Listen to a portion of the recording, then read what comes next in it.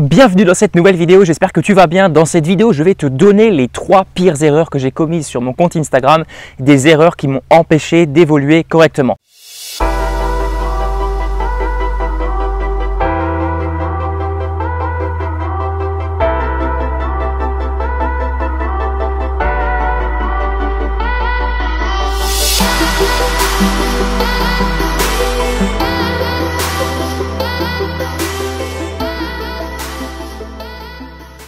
Si tu ne me connais pas, je m'appelle Benoît et l'objectif de cette chaîne YouTube, c'est de t'aider à créer une audience en partant de zéro, à monétiser cette audience par diverses manières. Si tu es intéressé par ces différents sujets, eh bien je t'invite premièrement à t'abonner à la chaîne et deuxièmement à me mettre un petit pouce bleu. Ça me ferait plaisir et ça m'aiderait dans mon travail. Donc dans cette vidéo, on va parler d'Instagram. Moi, je pars du principe que sur Instagram, le but n'est pas d'avoir un maximum d'abonnés. Le but n'est pas d'avoir 1000, 2000, 3000, 10 000, 100 000 abonnés. Non, le but, c'est d'avoir une petite communauté de fans qui soient prêts à te suivre sur le long terme. C'est vraiment ça tout l'intérêt d'un réseau social. Un réseau social, on pense souvent que c'est la quantité qui va primer. Alors oui, c'est important d'avoir beaucoup d'abonnés. Oui, c'est important de faire évoluer sa communauté. Mais si tu l'as fait évoluer de la mauvaise manière, si tu l'as fait évoluer avec des personnes qui en fait ne seront jamais intéressées par ton contenu, avec des personnes qui ne vont jamais interagir avec ton contenu, eh bien ton compte Instagram ne servira à rien. Tu ne vas jamais gagner d'argent avec Instagram.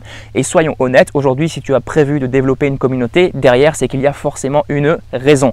Si tu as juste envie d'avoir plein d'abonnés pour ton ego, alors ok, tu peux passer cette vidéo, tu peux passer à la vidéo suivante, mais si vraiment tu as envie de développer une communauté qui soit fidèle sur le long terme, je t'invite à rester attentif jusqu'au bout de la vidéo. La première erreur que j'ai faite sur mon compte Instagram, ça a été le mass following. Alors le mass following, peut-être que tu connais, peut-être que tu sais de quoi il s'agit, je vais te montrer rapidement sur mon écran du téléphone comment font la plupart des personnes et là où est la principale erreur. Donc pour ça, c'est très simple, tu vas sur ton compte Instagram, tu viens de rechercher, tu cherches le nom d'une personne que tu suis. Par exemple, je vais prendre Mark Zuckerberg, je vais regarder dans ses abonnés, tout simplement, et je vais venir suivre les personnes une par une, comme ça.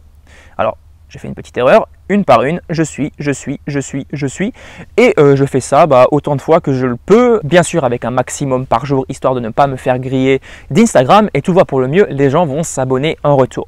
Pourquoi cette technique est mauvaise? Pourquoi cette technique ne va pas t'apporter de résultats sur le long terme?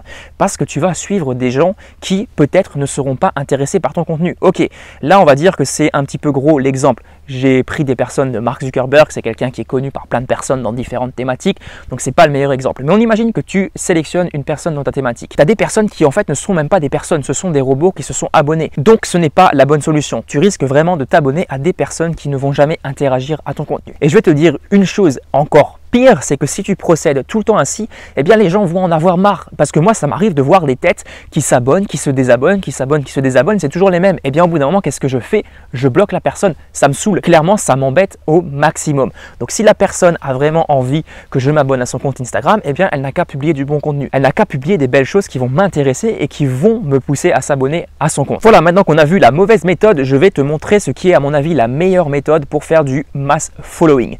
Alors la meilleure méthode, c'est tout simplement d'aller dans la barre de recherche, tu viens dans les hashtags, tu cherches hashtag par exemple web marketing, parce que moi je suis un petit peu dans le web marketing, et tu viens regarder les publications des personnes. Et qu'est-ce que tu fais? Tu viens regarder par exemple les publications qui sont en français. Déjà tu vas sélectionner le marché français, tu ne vas pas t'abonner à des comptes anglais qui au final ne vont pas réagir à tes publications. Donc tu viens sélectionner une publication, je te montre exactement comment je fais. Là par exemple je vois AMR Consulting, je vois que c'est une agence de consulting, elle est un petit peu dans le web marketing. Qu'est-ce que je me dis? Peut-être que le contenu est intéressant, je viens regarder.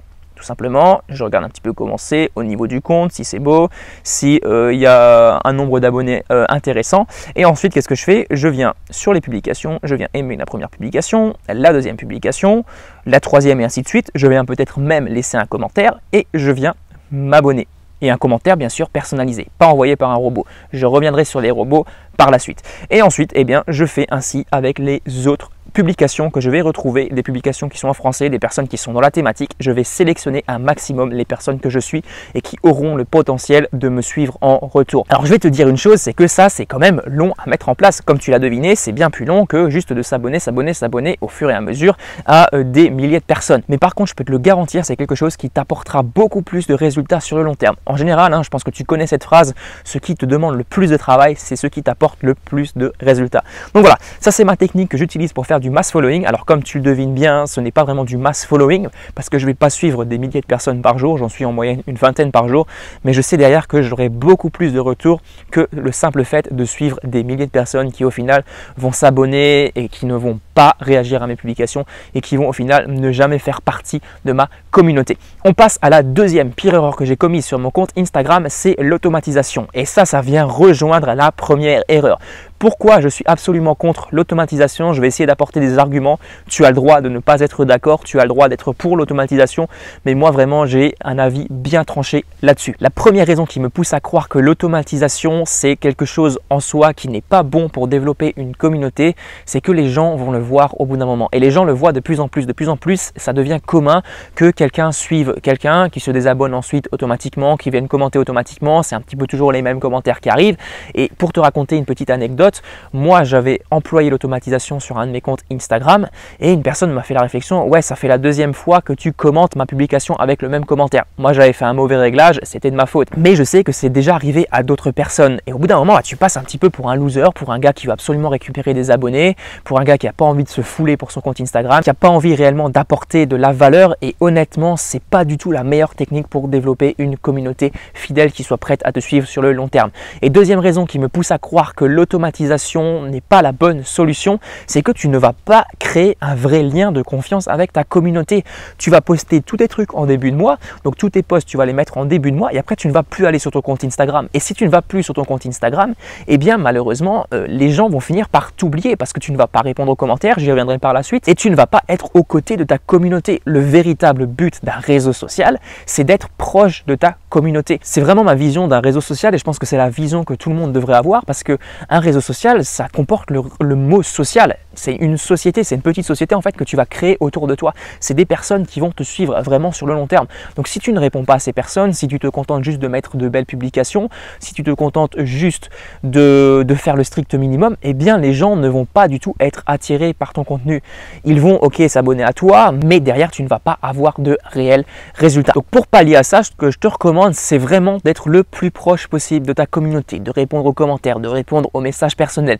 Chaque interaction compte sur un réseau social, que ce soit les likes, les réponses aux commentaires sous les publications et également les réponses aux messages. Ça, je ne le savais pas au début, mais honnêtement, c'est quelque chose de très important. Si tu réponds aux messages personnels, Instagram va te mettre encore plus en avant.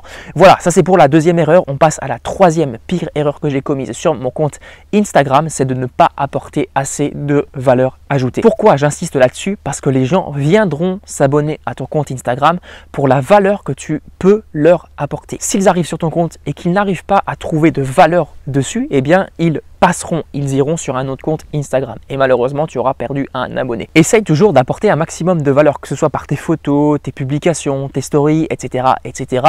Et les photos ne sont pas suffisantes à mon avis dans certaines thématiques. Tu as des thématiques où ça suffit largement, par exemple tu as un compte Instagram sur la photographie, eh bien la meilleure valeur que tu puisses apporter c'est de faire de belles photos. Par contre dans mon domaine par exemple, dans le domaine de la nutrition par exemple, c'est bien d'apporter des conseils en plus. Une photo c'est pas suffisant. Par exemple tu fais une publication et en dessous tu mets une description. Je vais te montrer un exemple bien concret, un exemple d'une personne que je suis au quotidien, d'une personne qui est vraiment très populaire sur les réseaux, c'est Tony Robbins. C'est une personne que j'apprécie énormément, c'est un coach en développement personnel et il pourrait être tenté de se dire voilà, j'ai une grosse communauté donc ça sert à rien que je leur apporte de la valeur parce que j'ai déjà ma communauté, ça sert plus à rien. Mais non, qu'est-ce qu'il fait? Alors je vais te montrer rapidement dans ses publications. Je vais te montrer, voilà, tu as sa dernière publication par exemple, et là tu vois qu'il apporte énormément de valeur, tu vois un énorme texte juste en bas. Alors le texte n'est pas énorme, mais tu as quand même pas mal de valeur. C'est ce que je t'invite à faire. Si vraiment tu as envie d'apporter quelque chose à ton audience, essaye vraiment de rentrer en profondeur dans un sujet. Ne te contente pas d'apporter juste une image qui au final ne va être que du divertissement, quelque chose de visuel, mais apporte vraiment quelque chose de concret. Peut-être une solution, peut-être que tu as trouvé quelque chose qui t'a changé la vie, eh bien tu le partages dans ta publication Instagram. Voilà pour cette vidéo, voilà pour les 3 pires erreurs que j'ai commises sur mon compte Instagram. Alors ces erreurs ne vont pas t'empêcher d'avoir des abonnés sur Instagram, mais par contre ces erreurs vont t'empêcher d'avoir des abonnés qualifiés. Et le plus important, comme je l'ai dit au début de la vidéo, c'est d'avoir une communauté de fans qui soit prête à te suivre sur le long terme. Voilà, c'est tout pour cette vidéo. Si tu as aimé la vidéo, n'hésite pas à me mettre un petit pouce bleu, n'hésite pas également à t'abonner à la chaîne si ce n'est pas encore fait. Je te dis à très bientôt pour une prochaine vidéo. Allez, à plus, ciao!